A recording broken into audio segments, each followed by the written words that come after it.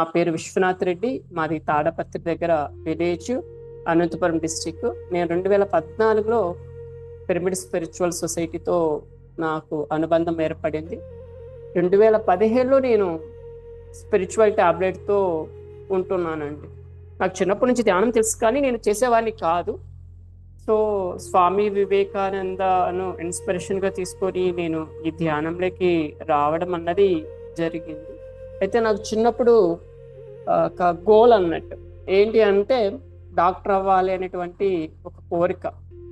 But అది ఎందుకో కానీ కొన్ని అనివార్య కారణాల వల్ల నేను ఫిజికల్గా ప్రాపంచికమైనటువంటి డాక్టర్ అవ్వలేకపోయాను. అలా నేను గవర్నమెంట్ జాబ్ ప్రిపేర్ అవ్వాలి, సర్వీస్ చేయాలనేటువంటి ఉద్దేశంతో నేను అలా ఉండేవాడిని. ఆ సమయంలో నాకు హైదరాబాద్లో రామకృష్ణ మిట్టం ద్వారా ఈ ధ్యానం పరిచయం అయింది. తర్వాత పిఎస్ఎస్ఎంతో అనుసంధానం ఏర్పడింది. అలా ఒక 3 years నేను రెగ్యులర్గా వెళ్ళేవాడిని ధ్యాన మహాచక్రానికి. అక్కడ నాకు స్పిరిచువల్ టాబ్లెట్ బ్యానర్ కనిపించింది అన్నట్టు, స్టాల్.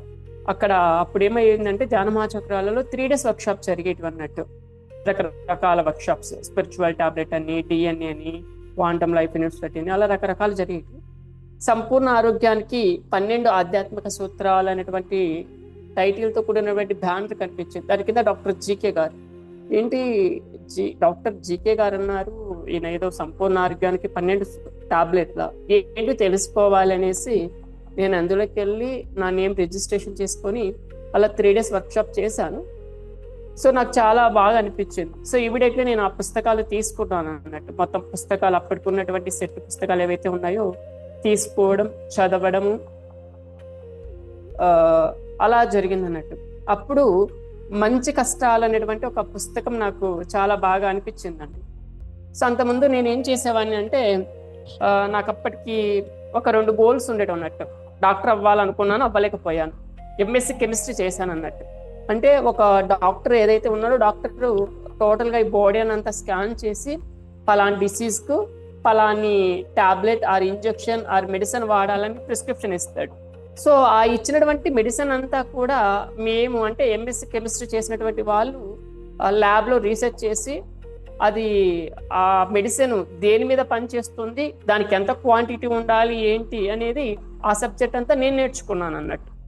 సో నిజంగా చెప్పాలంటే ఒక రిలేటెడ్ ఆఫ్ డాక్టర్ అన్నట్టు. ఎందుకంటే మేము మెడిసిన్ చేసి, అయ్యా మా మెడిసిన్ వాడండి, మా మెడిసిన్ మీరు రాయండి, ఈ మెడిసిన్ దీని మీద పనిచేస్తుంది అనేసి అదంతా మా టీంలో ఉన్నటువంటి మెడికల్ రిప్రజెంటేటివ్ అంటారు కదా, వాళ్ళు తీసుకెళ్లి డాక్టర్ ప్రమోట్ చేస్తే డాక్టర్ ఈజీగా ప్రిస్క్రిప్షన్ రాసేస్తాడు అన్నట్టు, దీన్ని ఈ టైంలో ఇలా ఇలా వాడాలి అనేసి. సో అలాంటి గ్రేట్ సబ్జెక్టును నేను స్టడీ చేశాను.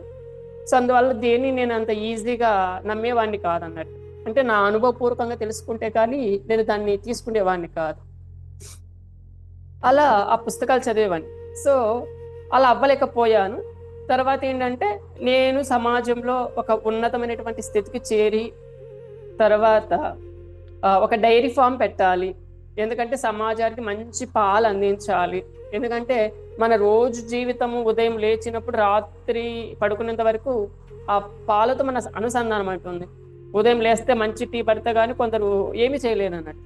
సో అలాంటి మిల్క్ ఈరోజు చాలా కలుషితం అవుతున్నాయి అన్నది అప్పటికి నా మైండ్లో ఉండేది అన్నట్టు. ఈవెన్ మా ఫ్యామిలీ బ్యాక్గ్రౌండ్ అంతా కూడా మేము ఒక ఉన్నతమైనటువంటి స్థితిలో ఉన్నాము ఎకనామికల్గా. అంటే ఆ పాడి పశువులు మా కుటుంబానికి ఎంతో జీవనాధారం అయ్యాయి అన్నట్టు. సో అలాంటి ఒక మంచి డైరీ పెట్టాలి, తర్వాత ఒక వృద్ధాశ్రమం పెట్టాలి అనేటువంటి ఆలోచనలతో ఉండేవాడిని అన్నట్టు. సో అలా ఒక గవర్నమెంట్ ఆఫీసర్ అయితే బాగుంటుంది అని అనుకుంటున్నటువంటి తరుణంలో నేను హైదరాబాద్ వెళ్ళడం, అక్కడ ధ్యాన పరిచయము, తర్వాత పిఎస్ఎస్ఎంలోకి రావడం, ఇదంతా అలా అలా జరుగుతుంది అన్నట్టు. అలా ఆల్రెడీ ఇంటి దగ్గర డైరీ గవర్నమెంట్ జాబ్ లేట్ అవుతుంది, నోటిఫికేషన్ లేవు. సో టైం ఎందుకు వేస్ట్ చేయడము అనేసి నేను ఇంటి దగ్గర డైరీ ఫామ్ పెట్టాను. మా ఇంట్లో వాళ్ళకి ఇష్టం లేదు నేను డైరీ ఫామ్ పెట్టడం అన్నట్టు. అరే నువ్వు చదువుకున్నావు, ఇంత చదువుకొని ఇంటి దగ్గర పశువులు కాయడం ఏంటి, పేడ తీయడం ఏంటి అని సొసైటీ ఏమనుకుంటారు, పల్లెటూరులో ఏమనుకుంటారు అనేటువంటి ఒక చిన్న ఆలోచన అన్నట్టు. సో నేను అవేమి పట్టించుకోకుండా నా పాటికి నేను చేస్తాను అనేసి నేను ముందుకు వచ్చాను. నేనే పశువులు తెచ్చుకోవడం అదంతా అన్నట్టు. అలా మా ఇంట్లో వాళ్ళు నాకు పెద్దగా సపోర్ట్ చేసేవాళ్ళు కాదు. ఉదయము 4 గంటలకు లేచి మొత్తము పశువులంతా వాటికి పై కడిగేసి, పేడ తీసి, మేపు, పాలు తీసి, అలా ఓవరాల్ చూసుకునేపాటికి రాత్రి ఏ 10 అయ్యేది అన్నట్టు. అంటే ఇంకా టైం టు టైం అన్నట్టు. వాటికి మేత పెడితే కానీ మనకు అనుకున్నటువంటి పాలు ఇవ్వవు అన్నట్టు. మరి పాలు రాకపోతే మనం దాన్ని నడపలేమన్నట్టు. సో అలా హార్డ్ వర్క్ చేసేవాడిని అన్నట్టు. సో ఈ సమయంలో నాకు ధ్యానం చేసుకోవడానికి సమయం ఉండేది కాదన్నట్టు. పుస్తకాలు చదవడం కానీ ఎక్కడికి వెళ్ళలేను. సో అట్లా చేసి ఇట్లా చేసి మా ఇంట్లో వాళ్ళు పర్మిషన్ తీసుకొని కడతాల్ ధ్యాన మహాయజ్ఞానికి రావడము 2015లో. వచ్చిన తర్వాత ఈ స్టాల్ చూడడం, వెళ్ళి ఆ 3 days క్లాస్ వినడం, అక్కడ మంచి కష్టాలు అనేటువంటి టాపిక్ ఆ పుస్తకం చదవడం జరిగింది. అంటే మనం ఎలాంటి కష్టాలు పెట్టుకోవాలి, ఏవి మంచి కష్టాలు, సో ఏ కష్టానైనా మనం ఈజీగా తీసుకెళ్ళడానికి ఏం చేయాలి అనేటువంటిది చాలా క్లియర్గా ఉంటుంది అన్నట్టు. సో ఏ పని చేసినా ఏం చేయాలి, ధ్యానం చేయాలి, స్వాధ్యాయం చేయాలి, సజ్జన సాంగత్యం అంటాడు త్రిరత్నాలు అనేసి. సో ఈ 3 నేను చేసేవాడిని కాదన్నట్టు, వాటితోనే సరిపోయేది. సో మంచి కష్టాలు పెట్టుకున్న తర్వాత నేను ఉదయం ఖచ్చితంగా ధ్యానం చేయాలి, 1 గంట సేపు ధ్యానం చేయాలి, రాత్రి పడుకున్న ముందర 1 గంట సేపు ధ్యానం చేయాలి, మధ్యాహ్నం ఖచ్చితంగా ఒక పుస్తకం చదవాలి అనేటువంటి నియమం పెట్టుకున్నాను. ఎప్పుడైతే నేను ఉదయం 1 గంట, రాత్రి 1 గంట, మధ్యాహ్నము ఏ పాకెట్ పుస్తకం ఏదో ఒక పుస్తకం అయితే చదివేవాడిని అన్నట్టు. అలా ఎప్పుడైతే నేను ఈ విధంగా చేయడం మొదలు పెట్టానో అప్పుడు మా ఇంట్లో వాళ్ళు వచ్చి నాకు హెల్ప్ చేయడం మొదలు పెట్టారు అన్నట్టు. నాకే ఆశ్చర్యమైంది అన్నట్టు. అంటే కర్తాలకు వెళ్ళక ముందు, ఈ క్లాస్ నేను అటెండ్ ముందు ఎలా వర్క్ చేసేవాడిని, తర్వాత ఎలా జరుగుతుంది. సో సేమ్ టైమే, కానీ ఫ్యామిలీ సపోర్ట్ వచ్చింది. అంత పని నేను చేస్తున్నా కూడా నేను చేశాను అన్నటువంటి టైం తెలిసేది కాదు. అంటే అంత అవలీలగా ఆ పని అంతా జరిగిపోయేది అన్నట్టు. నాకు చాలా హ్యాపీగా అనిపించింది. సో మనము మంచి కష్టాలు పెట్టుకోవాలి, కోరి కష్టాలు తెచ్చుకోవాలి, ఇది వాస్తవము అన్నది నా అనుభవపూర్వకంగా తెలుసుకున్నాను. కానీ మనం ఏమంటే ధ్యానం చేయడానికి టైం లేదు, అది చేయడానికి టైం లేదనేసి టైం వేస్ట్ చేస్తూ ఉంటాం. ఏ పని చేసినా కూడా ధ్యానం మొదలు పెట్టి చేస్తే ఆ కార్యం అన్నది చాలా అద్భుతంగా అదే చెప్తారు కదా, రాగల కార్యాన్ని గంధర్వులు తీర్చినట్టు. సేమ్ అలానే జరిగింది అన్నట్టు. అంతకుముందు నేను ఒక్కనే కష్టపడేవాడిని అన్నట్టు, కానీ ఇప్పుడంతా మా ఫ్యామిలీ అంతా నాకు సపోర్ట్ చేశారు. తర్వాత నువ్వు ఎక్కడికైనా ధ్యానానికి వెళ్ళమని హ్యాపీగా చెప్పేవాళ్ళు అన్నట్టు. అలా ఆ మంచి కష్టాలు అనేటువంటి కాన్సెప్ట్ నా జీవితంలో చాలా అద్భుతంగా వర్కౌట్ అవుతుందండి. So this is the truth అనేసి ఆ కాన్సెప్ట్లన్నీ కూడా నాకు తెలిసినటువంటి వాళ్ళకు, మా బంధువులకు అలా చెప్పేవాడిని అన్నట్టు. ఇలా ఓహో మీకు ఈ ప్రాబ్లం వచ్చిందంటే దీని వెనకాల ఇది, సో దీన్ని అప్లై చేసుకోండి మీకు చాలా బాగుంటుందని చెప్పినప్పుడు చాలా చాలా మంచి రిజల్ట్ వచ్చింది. సో అలా నేను ఎప్పుడు దీన్ని వదలకూడదు, నేను ఏదైతే డాక్టర్ అవ్వాలనుకున్నానో సో ఆ డాక్టర్గా దీన్ని ఇంత గొప్ప సబ్జెక్ట్ అనేసి మళ్ళీ నేను 2016లో కూడా కర్తాల్కి వెళ్ళడం, మళ్ళీ 3 days వర్క్షాప్ అటెండ్ అవ్వడం జరిగింది. సో ఆ టైంలోనే నేను కర్తాల్లో ఉన్నప్పుడే మాకు మనకంటే state Andhra Pradesh government Group 2 notification ఇవ్వడం జరిగింది అన్నట్టు. సో అలా చదువుకుంటూ మెడిటేషన్ చేసుకుంటూ మా ఇంట్లో వాళ్ళు పర్మిషన్ తీసుకొని ఇలా నేను గవర్నమెంట్ జాబ్ ప్రిపేర్ అవుతాను మీరు చూసుకోండి అని చెప్పి మా ఇంట్లో వాళ్ళు యాక్సెప్ట్ చేశారు. నేను మళ్ళీ హైదరాబాద్కి వెళ్ళి చదువుకున్నాను. చదువుకున్న తర్వాత జూన్ ఆ టైంలో ఎగ్జామ్ అయిపోయిందండి. నేను అప్పటికి ఒక సంకల్పం పెట్టుకున్నా.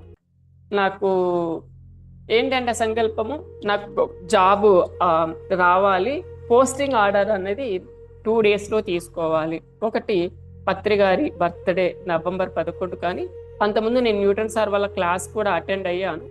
సో ఆయన బర్త్డే November 24. ఈ 2 రోజులలో నాకు ఏదో ఒక రోజు పోస్టింగ్ రావాలని సంకల్పం పెట్టుకున్నాను. యాక్చువల్గా ఏంటంటే మన థాట్ ఎలా ఉండాలి, ఒకటే ఉండాలన్నట్టు, నో ఆప్షన్ అన్నట్టు. కానీ నాకు అది మరి తెలిసో తెలియకో ఏదో మొత్తానికి ఏంటంటే నేను ఆ 2 డేట్లలో రావాలని సంకల్పం పెట్టి ధ్యానం చేసేవాడిని. సో ఈ సమయంలో నేను ఎందుకు ఖాళీగా ఉండవడము, డాక్టర్ జీకే గారిని కలిస్తే ఇంకా మంచి సబ్జెక్ట్ నేర్చుకుంటాను కదా అనేసి నేను ఆయన తపనతో ఉండేవాడిని అన్నట్టు. జీకే గారిని కలవాలి, ఎలా కలవాలనేసి. సో అలా అనుకోకుండా మాకు తాడపత్రి దగ్గర ఒక పిరమిడ్ ఉంది, శ్రీ ఉమామేశ్వర పిరమిడ్ ధ్యాన మందిరం అని. అక్కడ ఒక తాతయ్య గారు, ఆ తాతయ్య ఫోన్ చేసి ఒక గురువు గారు ఇక్కడికి వస్తున్నారు, నువ్వు రావాలంటే నేను అక్కడికి వెళ్ళాను అన్నట్టు. అక్కడ ఒక 3 days ఉన్నాను. 3 days ఉన్న తర్వాత అక్కడికి ఒక మేడం గారు వచ్చారు అన్నట్టు, డోన్ నుంచి వచ్చి ఆవిడతో మాట్లాడుతుంటే ఆవిడ అన్నారు, ఇలా మేము 40 రోజులు మా ఊర్లో క్లాస్ పెట్టాము, ఇలా క్లాస్ చెప్పడానికి వస్తావా అని అడిగారు అన్నట్టు. అసలు అంతవరకు నేను ఎక్కడా కూడా మైక్ పట్టుకొని క్లాస్ చెప్పింది లేదు. ఏదో ఒక 2-3 స్కూల్, మా స్కూలు నేను చదువుకున్నటువంటి స్కూల్కి అప్పుడప్పుడు వెళ్ళి ధ్యానం చెప్పేవన్నట్టు పిల్లలకి, జస్ట్ వాళ్ళతో 10 నిమిషాలు ధ్యానం చేయించి మాట్లాడేవన్నీ తప్ప ఎక్కడ మైక్ పట్టుకొని క్లాస్ చెప్పింది ఏం లేదన్నట్టు. అయితే నేను అన్నాను, మేడం ఇలా నేను డాక్టర్ జీకే గారిని కలవాలనుకుంటున్నాను, మేబీ నేను రాలేకపోవచ్చు, నేను నాకేం తెలియదు అంటే, లేదు నువ్వు బాగా మాట్లాడుతున్నావు, నువ్వు చెప్పగలవు అనేసి ఆవిడ అన్నారు అన్నట్టు. అన్న తర్వాత ఇలా జీకే గారిని కలవాలంటే మేడం గారు ఏం చేశారంటే, ఆవిడకు స్పిరిచువల్ టాబ్లెట్ ఇంకొక మేడం ఉన్నారు, కిరణ్మయ్య గారు అనేసి, ఆవిడ బాగా తెలుసండి. ఇమీడియట్లీ ఆవిడకి ఫోన్ చేసి, అమ్మ పలానా అబ్బాయి ఉన్నాడు, ఇలా ఈ అబ్బాయి చాలా ఇంట్రెస్ట్గా ఉన్నాడు, ఇలా 3 days వర్క్షాప్ చేశాడంట, ఆ పుస్తకాలు కూడా తెచ్చుకున్నాడు, చాలా బాగా చెప్తున్నాడు, ఇలా జీకే గారిని కలవాలనుకుంటున్నాడు అంటే, ఆవిడ కిరణ్మయ్య గారు నా డీటెయిల్స్ అన్ని తీసుకుని నా డీటెయిల్స్ అన్ని డాక్టర్ జీకే గారికి ఇచ్చారన్నట్టు నాతో మాట్లాడిన తర్వాత. అలా నేను 3 days ఈ పిరమిడ్ దగ్గర నుంచి మా ఇంటికి వెళ్తూ ఉన్నాను. మా ఇంటికి వెళ్తుంటే డాక్టర్ జీకే గారు నాకు డైరెక్ట్గా ఫోన్ చేశారన్నట్టు. ఫోన్ చేసి ఏంటయ్యా అని విశేషాలు అడిగాడు అన్నట్టు. సరే నేను ఇలా చదువుకున్నాను, ఇలా చేస్తున్నాను, సో నాకు కొద్దిగా టైం ఉంది, నేను మిమ్మల్ని కలిసి మీ దగ్గర ఇంకెక్కువ నాలెడ్జ్ తీసుకోవాలనుకుంటున్నాను అంటే, అయితే నాకు అప్పుడు ఒక మేడం గారికి బ్యాక్ బోన్కి సంబంధించి క్యాన్సర్ వస్తే ఆవిడను చూసుకోమని చెప్పారు. ఆవిడ కర్ణాటక అన్నట్టు, ఆవిడకు కన్నడ అండ్ ఇంగ్లీష్ మాత్రమే వచ్చు, తెలుగు రాదన్నట్టు. ఆవిడను అప్పుడు కృష్ణా జిల్లా గుడివాడ పిరమిడ్ దగ్గరికి వెళ్ళమని చెప్పాడు. సో ఆ మేడం దగ్గర ఒక 40 days ఉండి ఈ స్పిరిచువల్ టాబ్లెట్ సబ్జెక్ట్ అంతా కూడా ఆవిడకి అందించాలని చెప్పాడు అన్నట్టు. ఓకే సార్ అని చెప్పి నేను అక్కడికి వెళ్ళాను అన్నట్టు. అక్కడికి వెళ్ళి ఆవిడతో ఫస్ట్ మనకు 12 టాబ్లెట్ ఉంది కదా, పిరమిడ్ ధ్యానము, వ్యక్తిగత ధ్యానము, శాకాహారం, ఈ కాన్సెప్ట్స్ అన్నీ కూడా రోజు ఒక టాపిక్ ఆవిడకు, నాకు అప్పటికి ఇంగ్లీష్ కూడా రాదు, ఆ వచ్చి రానటువంటి ఇంగ్లీష్లోనే ట్రాన్స్లేషన్ చేసేవాన్ని అన్నట్టు. సో ఎప్పుడైతే ఆ 12 టాబ్లెట్స్ కాన్సెప్ట్, ఇంకొన్ని కాన్సెప్ట్ ఆవిడ పర్సనల్గా చెప్పమని సార్ ఏవైతే చెప్పారో ఆ సబ్జెక్ట్ అంతా కూడా ఆవిడ చెప్పడము, ఆవిడ దాన్ని చక్కగా తీసుకొని ఆవిడ పర్సనల్ లైఫ్ దాన్ని అన్వయించుకున్నప్పుడు ఆవిడ పరిస్థితి ఏంటంటే, ఇద్దరు పట్టుకుంటే కానీ నడవలేనటువంటి స్థితిలో వచ్చారన్నట్టు ఆవిడ.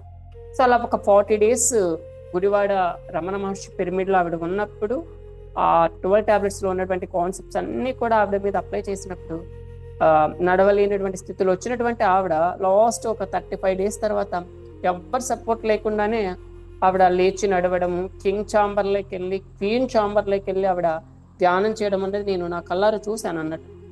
ఇంత అద్భుతంగా ఉంటుందా ఈ కాన్సెప్ట్ అనేసి నేను అనుకున్నాను. అక్కడే ఒక 40 days ఉన్నాను. ఆవిడ చాలా హ్యాపీగా ఫీల్ అయ్యారు. అక్కడే మాకు 11 days చేసే అవకాశం వచ్చింది అన్నట్టు. సో 11 days అక్కడే చేశాను అన్నట్టు. అక్కడ నేను ఒక స్టూడెంట్గా క్లాస్ వింటూ మళ్ళీ నేను దాన్ని ఆర్గనైజ్ చేశాను. ఎందుకంటే 40 days ఆ పిరమిడ్లో నేను ఉండడం వల్ల ఏది ఎక్కడ ఉందన్నది నేను అంతా తెలుసుకోగలిగాను. కాబట్టి అక్కడ అప్పటికి ఆ ఇన్ఛార్జ్ ఎవరంటే కిరణ్ అన్నయ్య, విజయవాడలో ఉండేవాడు.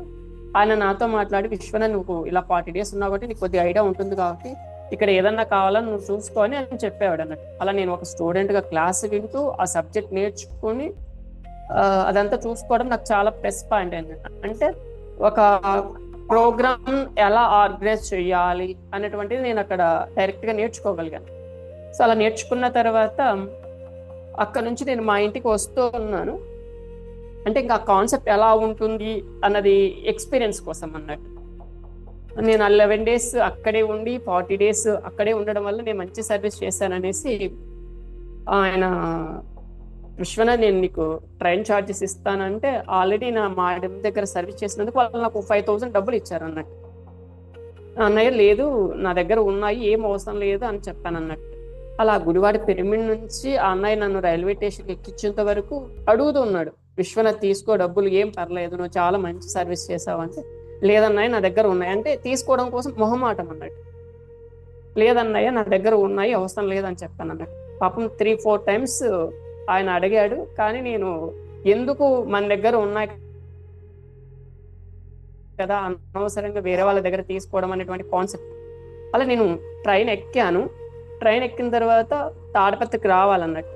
సో ట్రైన్ ఎక్కిన ఇమీడియట్లీ నాకు లెఫ్ట్ హ్యాండ్ సంబంధించి విపరీతమైనటువంటి పెయిన్ అన్నట్టు. నాకు కారణం ఏం తెలియట్లేదు, ఎందుకు పెయిన్ వస్తుంది, ఐ డోంట్ నో. అలా మొత్తానికి ఆ నైట్ అంతా కొద్దిగా పెయిన్ భరించాను.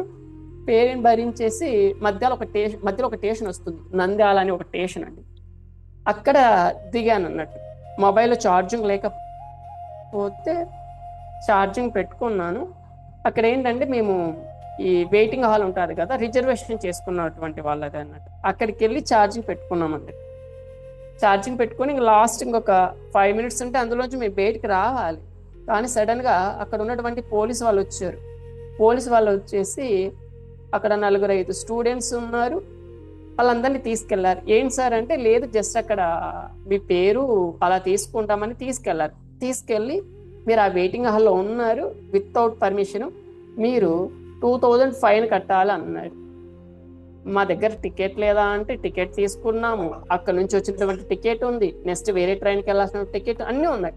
పాప ఇంకొక ఇద్దరు ఏంటంటే వాళ్ళు అక్కడ ఏదో బ్యాంక్ ఎగ్జామ్ అనేసి వేరే చోటు నుంచి వచ్చారు అన్నట్టు. అనవసరంగా మేము ఫైన్ కట్టాలి.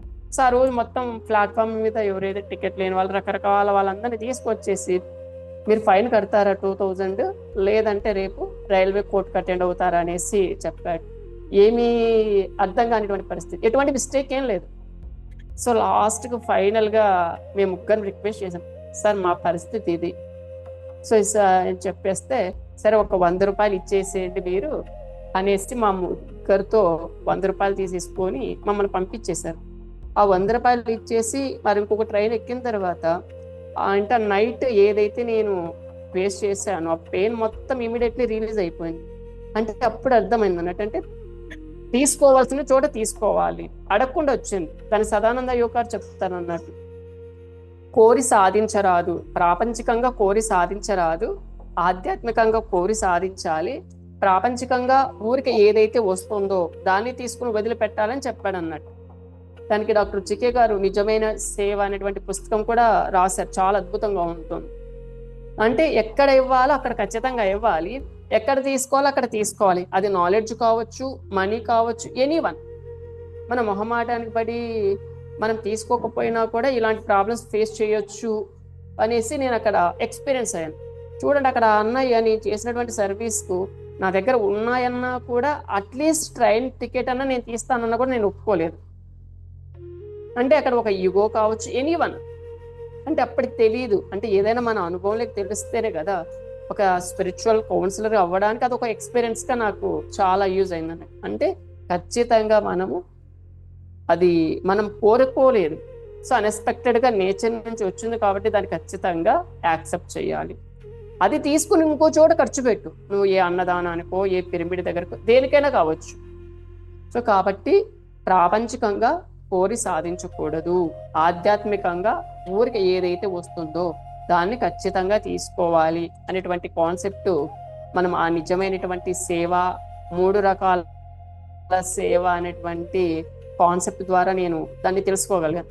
సో ఈ మధ్యలో ఇంకొక ఎక్స్పీరియన్స్, అక్కడి నుంచి వచ్చిన తర్వాత మళ్ళా నన్ను మైలవరంలో ఒక డాక్టర్ గారు ఒక సెంటర్ ఇచ్చారన్నట్టు. ఆ సెంటర్లో నన్ను ఉండమని చెప్పారు అక్కడ ఉన్న వాళ్ళు, డాక్టర్ జీకే గారు. అక్కడ ఉన్న తర్వాత అప్పుడు మేము ఒంగోలులో 3 days ఆనంద బ్రహ్మ ప్రోగ్రామ్ చేయాలని అనుకున్నాం. అప్పటికి పత్రిసారే ఎవ్రీ ఇయర్ ఆగస్టు 13, 14, 15 ఈ 3 days ఒక్కొక్క చోట ఆనంద బ్రహ్మ ప్రోగ్రామ్ చేయమని ఎంజాయ్మెంట్ సైన్స్ అకాడమీ ఏర్పాటు చేయాలనేసి పత్రి గారు డాక్టర్ జీకే గారికి ఆ బాధ్యతలు ఇచ్చారన్నట్టు.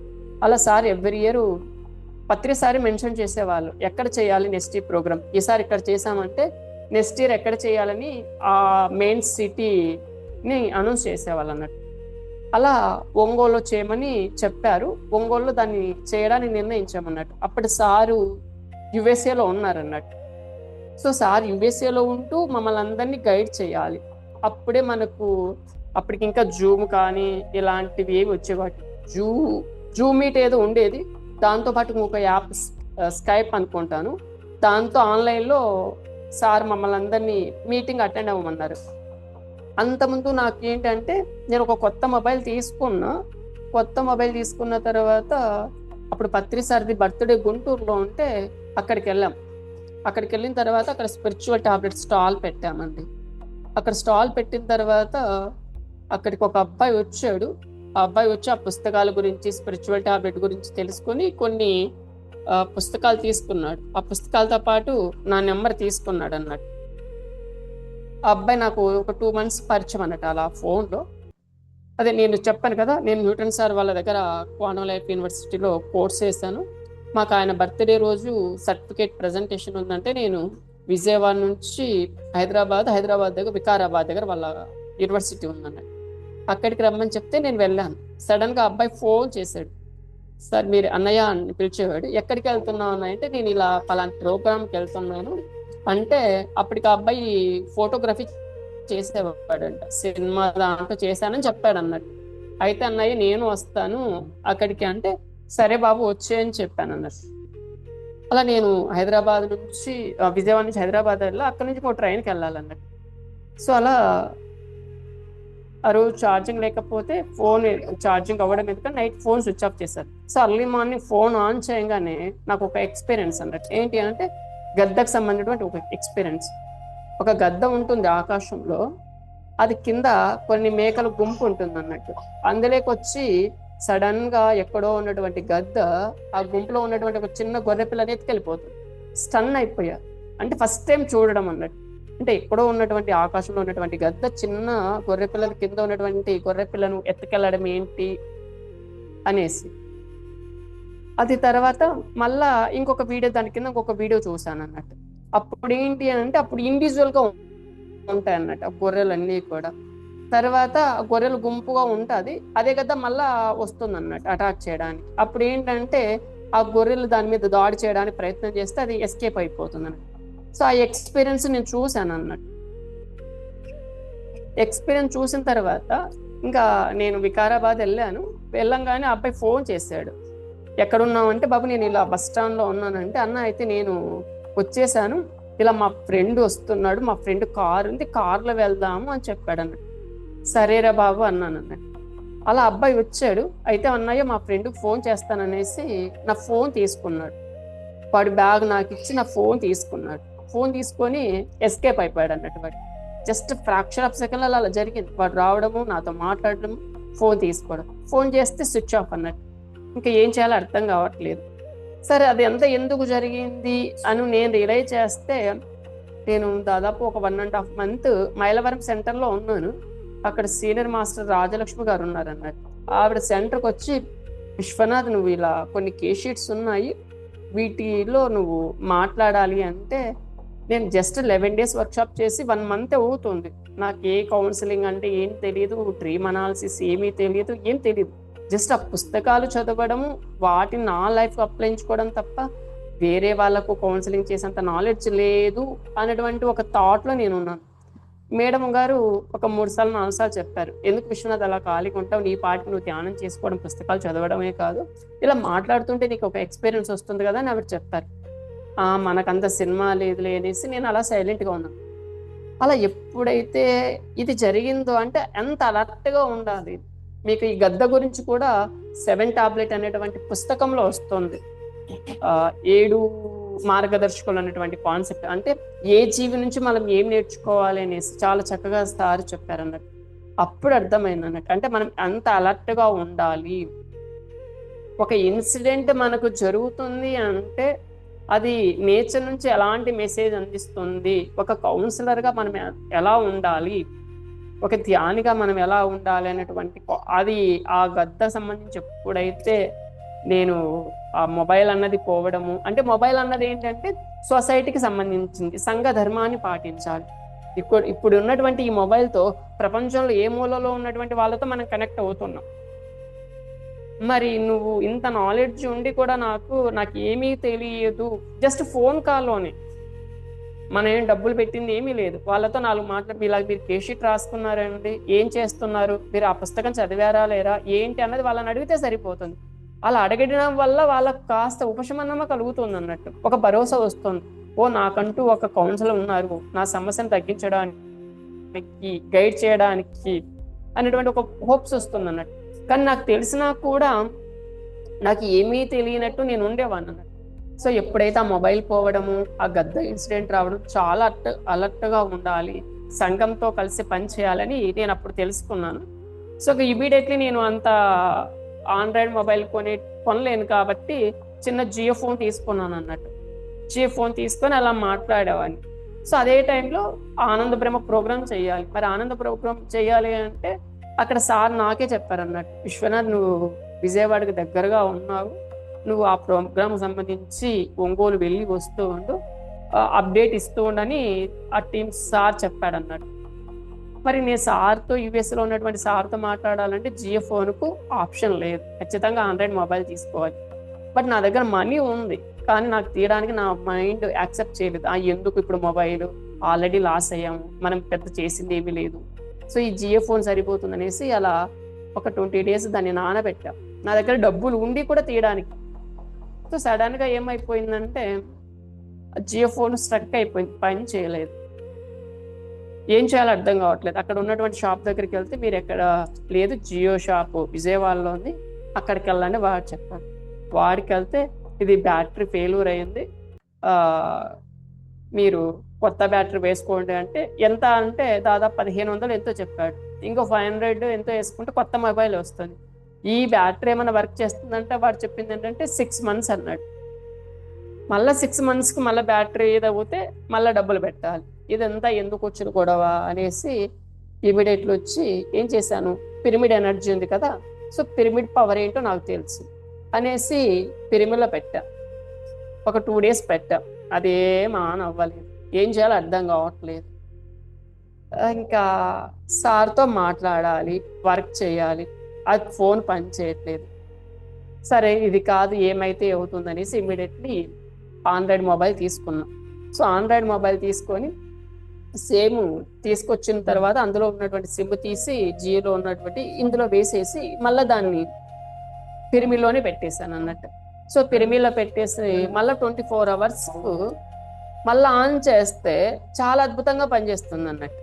అంటే నేను మొబైల్ తీసుకోకముందు ఒక 2 days దాని కింద పెట్టినా కూడా అది వర్క్ అవ్వలేదు. కానీ ఎప్పుడైతే నేను విశ్వం కోసం పని చేయాలి అని ఒక ఆండ్రాయిడ్ మొబైల్ తీసుకొని ఆ పిరమిడ్లో పెట్టినప్పుడు అద్భుతంగా అది పనిచేసింది. అంటే ఇక్కడ ఏం చూడండి, సేమ్ మళ్ళీ మొబైల్ అన్నది సంఘ ధర్మమే అన్నట్టు. అంటే మన సంఘంతో ఆనంద బ్రహ్మ అన్నది ఎందుకు, కొత్త వారికి ధ్యానం గురించి, శాకాహారం గురించి తెలియజేయడానికి కళల ద్వారా, ఆటల పాటల ద్వారా అందించే ప్రోగ్రామ్ అన్నట్టు. నా దగ్గర డబ్బులు ఏమంటే అన్నీ ఉన్నాయి, కానీ తీసుకోవడానికి ఒక బద్ధకం అన్నట్టు, ఎందుకులే అనేటువంటి ఒక స్పిరిచువల్ లేజినెస్. సో అది ఒక ఎక్స్పీరియన్స్ అన్నట్టు, ఎలా మనం ఉండాలి అనేటువంటిది. అలా మొబైల్ అంటే పిరమిడ్ శక్తి అన్నది ఖచ్చితంగా వర్కౌట్ అవుతుంది, పిరమిడ్ శక్తితో మనం ఉపయోగించుకోవాలి అన్నది నాకు అక్కడ కూడా ఒక రియల్ ఆఫ్ ఎక్స్పీరియన్స్ తీసుకున్నాను. తర్వాత నాకు బాగా కనెక్ట్ అయినటువంటి టాపిక్ ఏంటంటే లక్ష్మి, పార్వతి, సరస్వతి అనేటువంటి కాన్సెప్ట్ అండి. సో అందులో ఏంటంటే లక్ష్మి, సో లక్ష్మి అంటే మనకు తెలుసు సేవ చేయడం. లక్ష్మి ఎలా వస్తుందంటే సేవ చేయడం. లక్ష్మి ఏమంటే డబ్బులు అన్నట్టు. సో దాన్ని మనం సేవ చేసి పొందాలి. సో అంటే మన ఆధ్యాత్మికంగా కూడా ఉంటే ఏంటంటే ఇస్తూ ఉండాలన్నట్టు. నాకు అక్కడ ట్రాఫిక్ సిగ్నల్ ఒక పాయింట్ బాగా నచ్చింది. ఏంటంటే నువ్వు ఏదైతే కావాలనుకుంటున్నావో దానిని నువ్వు ముందు ఇతరులకి ఇవ్వండి అని చెప్పాడు అన్నట్టు జీసస్. ఆ పాయింట్ నాకు చాలా, అంటే నీకు ప్రేమ కావాలంటే ఇతరులు ప్రేమించు, నీకు డబ్బు కావాలంటే ఇతరులకు డబ్బును అందించు, నీకు గౌరవం కావాలంటే ఇతరులు, అదే మన వాళ్ళు చెప్తుంటారంట కదా ఏంటంటే యూ రెస్పెక్ట్ టేక్ రెస్పెక్ట్ అన్నట్టు.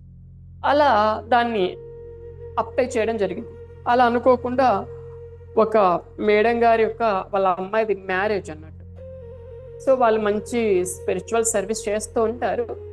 సో రాజలక్ష్మి గారికి ఫోన్ చేసి, మేడం ఇలా మా అమ్మాయిది మ్యారేజ్ అండి, కొద్దిగా మీరు మైలవరం స్పిరిచువల్ సొసైటీ తరఫు మాకేమన్నా కొద్దిగా కాంట్రిబ్యూట్ చేయగలరా, హెల్ప్ చేయగలరా అనేసి ఆవిడ అడిగితే ఆవిడ చెప్పారు, విశ్వనాథ్ ఇలా మేడం ఫోన్ చేశారు, గ్రూప్లో ఇలా మెసేజ్ చెయ్యి, ఇలా ఎవరైనా మనకు తెలిసిన వాళ్ళని అడుగు అంటే గ్రూప్లో మెసేజ్ చేస్తే కొంతమంది వాళ్ళ యొక్క శక్తికి రిలేటెడ్గా వాళ్ళు మనీ ఎనర్జీ అందించడం అన్నది జరిగింది. సో అందులో భాగంగా నేనేం చేశానంటే నేను కూడా ఒక 200 ఇచ్చానండి నా వంతులో భాగంగా. అలా ఇచ్చేసి నేను ఒక క్లాస్కి వెళ్ళాను అన్నట్టు.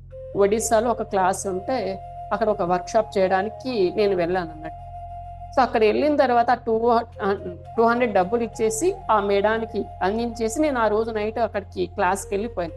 సో అక్కడికి వెళ్ళిన తర్వాత నేను చక్కగా 2 days ఏమో ఉన్నాను అక్కడ. 2 days వర్క్షాప్ చేసి రిటర్న్ అవుతున్నాను. సో రిటర్న్ అవుతుంటే వాళ్ళు నాకు రాను పోవడానికి బస్సుకు రిజర్వేషన్ చేశారు అన్నట్టు. వాళ్ళు రిజర్వేషన్ చేసి మరీ వచ్చేటప్పుడు ఒక 2000 రూపీస్ నాకు వాళ్ళు మనీ ఇచ్చారు. నాకు అప్పటికే మొహమాటం అన్నట్టు. ఎందుకండి ఏం అవసరం లేదంటే, లేదా నాన్న నువ్వు అంత దూరం వచ్చింది, అద్భుతమైనటువంటి సర్వీస్ చేసావు, ఇది తీసుకొని ఇచ్చారు. అంటే చూడండి, నేను జస్ట్ చేసింది ఏమీ లేదు. నా ధర్మం ఏదైతే ఉందో, నేను నేర్చుకున్నది ఏదైతే ఉందో, ఎందుకు మనం ధ్యానం ఉచితం అని చెప్తాం కదా. సో మనం ఉచితంగా చేయాలన్నది కాన్సెప్ట్ అన్నట్టు. అలా నేను ఎప్పుడైతే ఎందుకు వచ్చింది ఈ 2000 ఈ మనీ అన్ఎక్స్పెక్టెడ్గా నాకు అంటే, నేను అక్కడ ఒక 200 ఒక స్పిరిచువల్ మాస్టర్కు అందించడం అన్నది జరిగింది. ఓ ఇది కారణము అని నేను ఇమీడియట్ అంటే అక్కడ ఏంటంటే మనం సేవ చేస్తే, మనం ఇస్తే మనకు నేచర్ ఖచ్చితంగా 10 ఎంతైనా ఇస్తుంది అనేసి నేను దాన్ని బాగా బిలీవ్ చేశాను. అంటే అప్పుడు నేను బాగా చెక్ చేసుకున్నాను మా జీవితంలోకి మాకు ఎలా మనీ అన్నది వస్తుంది. తర్వాత అన్నదానం అంటే మా ఇంట్లో ఎప్పటికీ కూడా, మా ఇంట్లో ఎవ్వరు వచ్చినా కూడా మా అమ్మగారు అన్నం పెడతారు అన్నట్టు. మా ఊరికి వస్తే ఎవరైనా అడిగితే అన్నం అంటే పలాని వాళ్ళ ఇంటికి వెళ్తే ఖచ్చితంగా మీకు అన్నం ఉంటుంది అని చెప్తారు అన్నట్టు. అలా మా ఇంట్లో ఎప్పటికీ ఖచ్చితంగా ఒకరికిద్దరికి భోజనం ఉంటుంది అన్నట్టు. మా అమ్మగారు అలా చేసేవాళ్ళు అన్నట్టు. నేను ఎందుకమ్మా అంతా చేస్తా అంటే, లేదు ఎవరో వస్తారని మా అమ్మగారు చెప్పేవారు అన్నట్టు.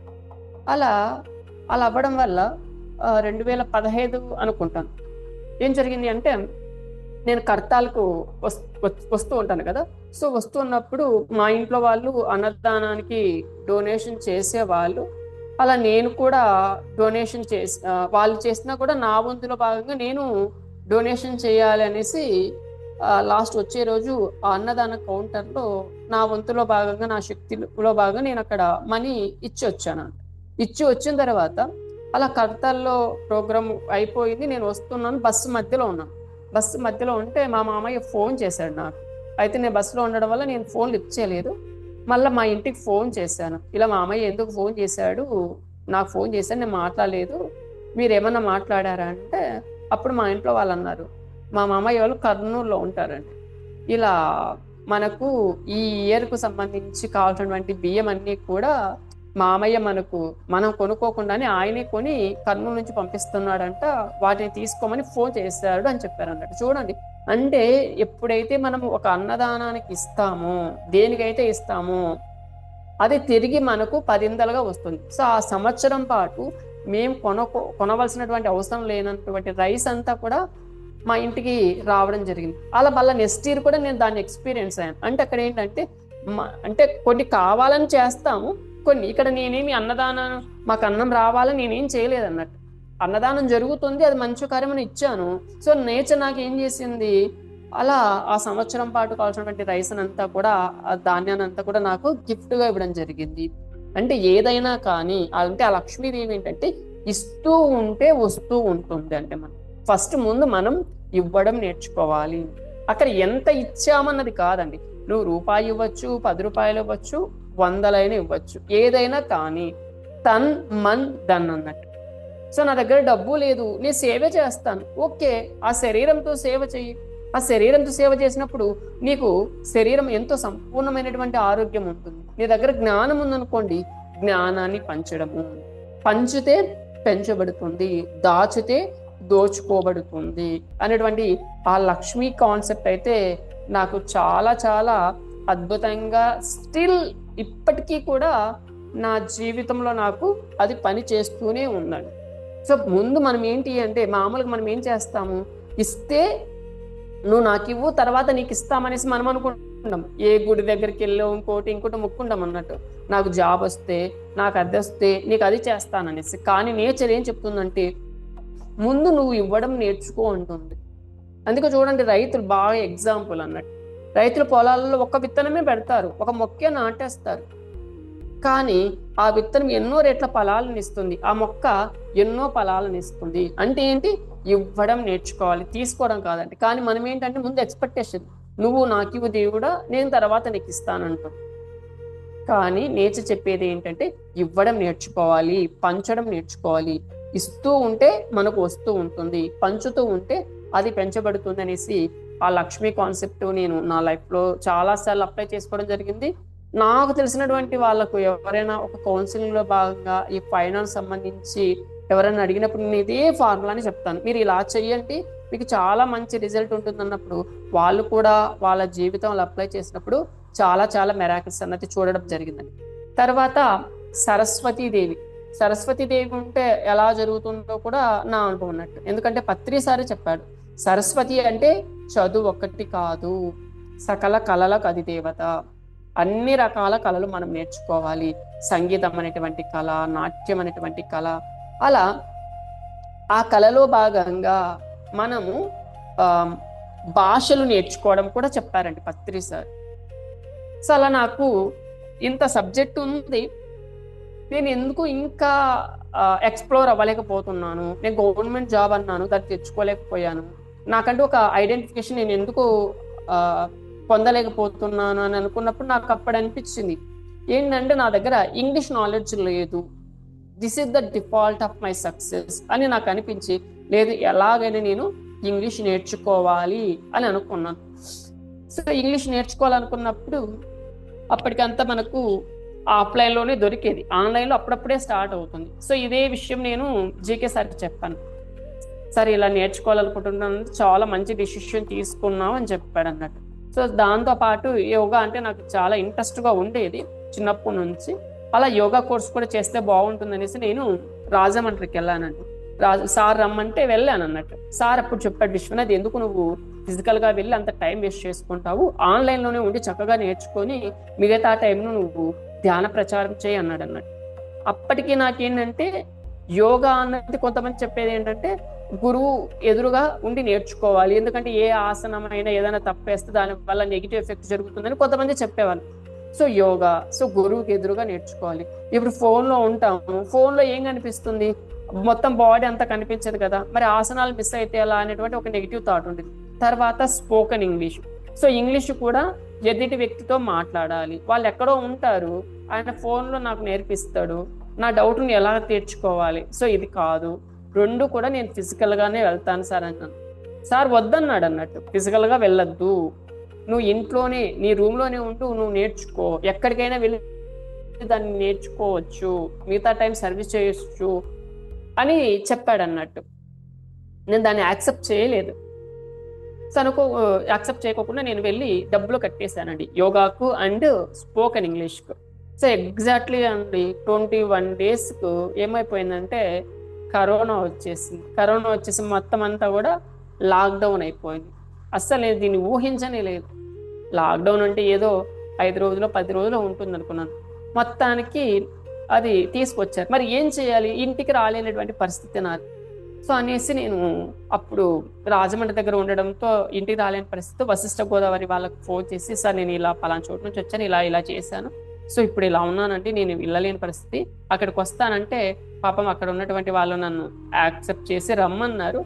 అక్కడికి వెళ్ళిన తర్వాతే అప్పుడు మనం మొట్టమొదటిసారిగా స్పిరిచువల్ టాబ్లెట్ సెషన్ స్టార్ట్ చేయడం అన్నది జరిగిందండి.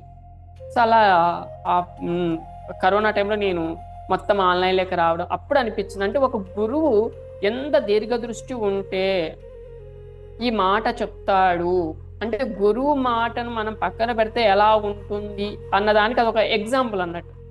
అంటే నిజంగా ఇలాంటివి చేస్తేనే మనకు ఎక్స్పీరియన్స్ వచ్చిన తర్వాత కానీ మనం నమ్మలేము అన్నట్టు. అంటే అది రావడం వల్లే కదా, అంటే గురువుని మనం ఎలా పట్టుకోవాలి, గురువు మాట మీద మనకు ఎంత బలం ఉండాలి, ఎంత నమ్మకం ఉండాలని తెలుస్తుంది. సో అలా నాకు డాక్టర్ జీకే గారు ఎందుకు ఇంత బాగా, మామూలు ఏంటి అంటే పత్రి సార్ అయితే చెప్తారు అన్నట్టు, ఏంటంటే శిష్యుడు సిద్ధంగా ఉంటే గురువు మనల్ని వెతుక్కుంటూ వస్తాడు అనేసి పత్రి సార్ చెప్తాడండి. అది నిజంగా నా జీవితంలో అదే జరిగింది. చాలా మంది జీకే గారిని కలవాలి, జీకే గారిని కలవాలని ఫోన్లు చేస్తూ అడుగుతూ ఉంటారు అన్నట్టు. మొన్న కూడా ఒక మేడం ఫోన్ చేశారు. సార్ ఇలా నేను జీకే సార్ని కలవాలండి, ఎక్కడుంటారు ఏంటి, నాకు ఇలా సమస్య ఉందని అన్నారు. అంటే ఆయన కలిస్తే ఆయన కలవాలి ఎక్కడైనా అనేటువంటి ఆతృత ఉంటుంది అన్నట్టు. కానీ నాకు అలా ఉండింది, నేను మంచి జ్ఞానం నేర్చుకోవాలి, స్పిరిచువల్ టాబ్లెట్ జ్ఞానం నేను నేర్చుకోవాలనేసి. కానీ నేను సార్తో మాట్లాడింది లేదు, ఫోన్ చేసింది లేదు, ఏంది లేదు. కానీ ఎప్పుడైతే నేను వెళ్ళాలి ఈ సబ్జెక్ట్ అంతా నేర్చుకోవాలి నేను ఎప్పుడైతే అనుకున్నానో, డాక్టర్ జీకే గారు నాకు ఫోన్ చేశారు. నిజంటే అదేంటంటే మనం సిద్ధంగా ఉన్నప్పుడు ఆ గురువు మనల్ని వెతుక్కుంటూ వస్తాడు అని నాకు అప్పుడు అనిపించింది. సో అదే కాన్సెప్ట్ ఇక్కడ నేను అప్లై చేసుకోలేకపోయాను. సార్ ఏంటి ఆన్లైన్లో నేర్చుకోమంటున్నాడు, ఎలా అవుతుంది అని సార్ చెప్పినా వెళ్ళలేదు. కానీ ఎగ్జాక్ట్గా 21 daysకు కరోనా రావడం, అంతా లాక్డౌన్ రావడం, అంతా ఆన్లైన్. స్పోకెన్ ఇంగ్లీష్ ఆన్లైన్ అయిపోయింది, యోగా ఆన్లైన్. అంటే అప్పుడు నాకు ఇంకా చెప్పాలంటే కళ్ళు బయలు గమ్మినట్టే. అంటే గురువు మాట ఎంత ఉన్నదగ్గ మనం తీసుకోవాలి అన్నది నాకు అప్పుడు బాగా అర్థమైంది. సో అదే టైంలో నేను ఏం చేశాను, స్పోకెన్ ఇంగ్లీష్ వదలలేదు అన్నట్టు. వాళ్ళ ఆన్లైన్కి తీసుకురాలేదు. యూట్యూబ్లో చాలా మంది క్లాసెస్ పెడుతున్నారు.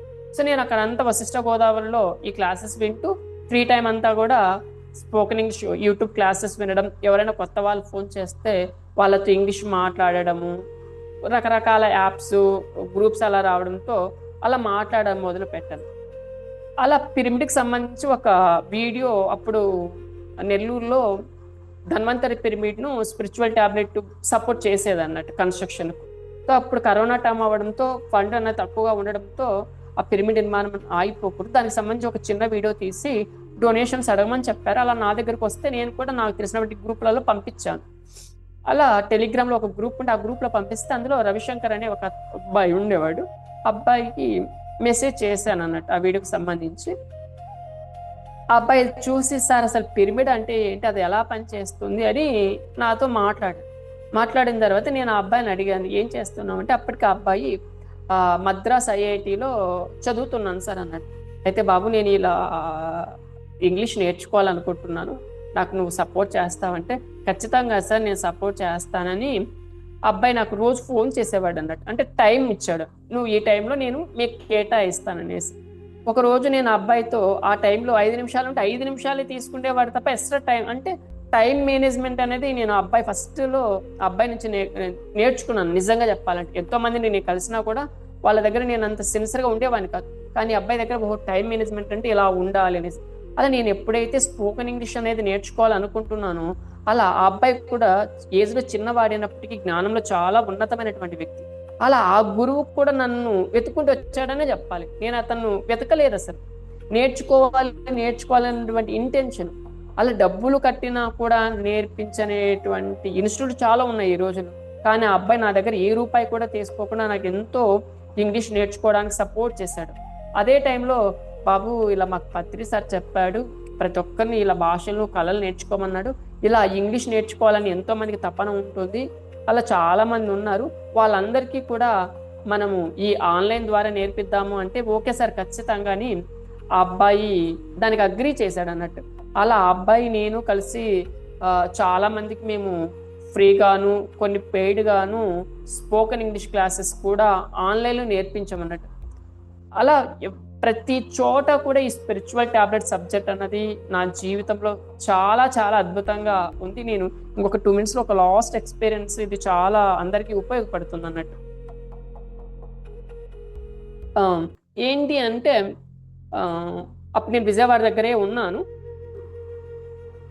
విజయవాడ దగ్గర ఉన్న తర్వాత మా ఇంటికి వచ్చాను అన్నట్టు. ఒకసారి మా ఇంటికి వస్తే అప్పుడు మా అమ్మగారు ఒక చిన్న కంప్లైంట్ అన్నట్టు. ఏంటి అంటే మా వదిన గారు అన్నట్టు, మేము 3 మగపిల్లలము, మా 2 అన్నయ్య వాళ్ళు పక్కన ఉంటారు, మా పెద్దన్నయ్య మా అమ్మ నాన్న వాళ్ళ మిస్సెస్ అంతా కలిసే ఉంటాం అన్నట్టు. అప్పటికి ఏంటంటే మా 2వ అన్నయ్య వాళ్ళు పక్కన ఉండడంతో వీళ్ళకు కొద్దిగా ఉంటుంది కదా లేడీస్ మామూలుగా. సో మనం కూడా పక్కన ఉంటే బాగుంటుంది, ఇండివిజువల్ లైఫ్ ఉంటే బాగుంటుంది అనేసి ఆలోచన అన్నట్టు. సో నువ్వేమో ధ్యానం అనేసి అక్కడ వెళ్ళిపోయి అక్కడ సేవ చేసుకుంటున్నావు, సో వీళ్ళేమో ఇక్కడ పొలం పనులు ఇవన్నీ వాళ్ళకి కష్టమైపోయి ఇలా ఆలోచిస్తున్నారంటే, అప్పటికి మా అమ్మగారు ధ్యానం చేస్తున్నారు, వెజిటేరియన్గా ఉన్నారు అన్నట్టు. ఆ టైంలో నేనేం చెప్పాలి? సో, యాక్సెప్ట్ చేయమని చెప్పాలన్నట్టు. మా అన్నయ్య కానీ, మా వదిన వాళ్ళు ధ్యానం చేసేవాళ్ళు ఏం కాదు. వెజిటేరియన్‌గా ఉండేవాళ్ళు కూడా కాదనమాట. మా అమ్మగారేమో శాకాహారి. సో, అక్కడ మా అమ్మగారికి నేను చెప్పాలన్నట్టు. ఇది నువ్వు నేర్చుకోవాల్సినటువంటి లెసన్ అని. కానీ నేను అలా చెప్పుకోకుండా ఒక మదర్‌గా, ఒక ఫిజికల్ బాడీస్‌లో వాళ్ళనిద్దరిని వేరు వేరుగా చూసి, అలా అయితే ఇంకేంటి వాళ్ళది వాళ్ళకి ఇచ్చేసి మీరు పక్కన హ్యాపీగా వండుకొని తినొచ్చు గదా! అనేసి ఒక నెగెటివ్ యాక్సెప్ట్‌లో వాళ్ళకి చెప్పానన్నట్టు.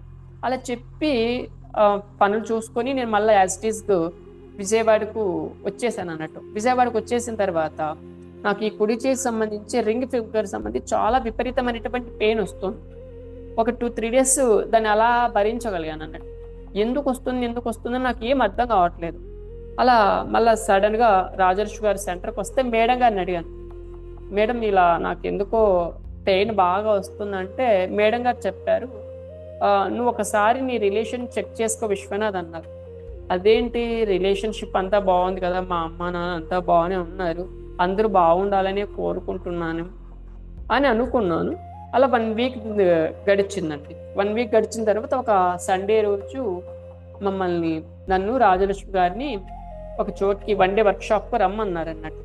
సో, అప్పుడు మేడం గారు నన్ను హాఫ్ డే తీసుకోమన్నారు. మేడం గారు హాఫ్ డే క్లాస్ తీసుకోవాలని ఇద్దరం కలిసి వెళ్ళాము. మార్నింగ్ సెషన్ మేడం గారు తీసుకున్నారు. నేను స్పిరిచువల్ టాబ్లెట్ బుక్ స్టాల్ ఏదైతే ఉందో అది ఒక చిన్న టేబుల్ వేసి పుస్తకాలన్నీ పెట్టానన్నట్టు. అలా మేడం మెడిటేషన్ చేస్తూ ఉన్నారు. చేస్తూ ఉంటే నేను పుస్తకాల దగ్గర కూర్చున్నాను కదా! అక్కడ నిజమైన సేవ అనేటువంటి ఒక పుస్తకం ఉందండి. సో, నిజమైనటువంటి సేవ ఉంది. సో, ఆ నిజమైనటువంటి సేవ ఏంటంటే భుజాలు, చెయ్యి, మణికట్టు, చేతి వేళ్ళకన్నిటికి సంబంధించి ప్రాబ్లమ్స్ ఉన్నది. దాన్ని సార్ చాలా క్లియర్‌గా రాశారన్నట్టు.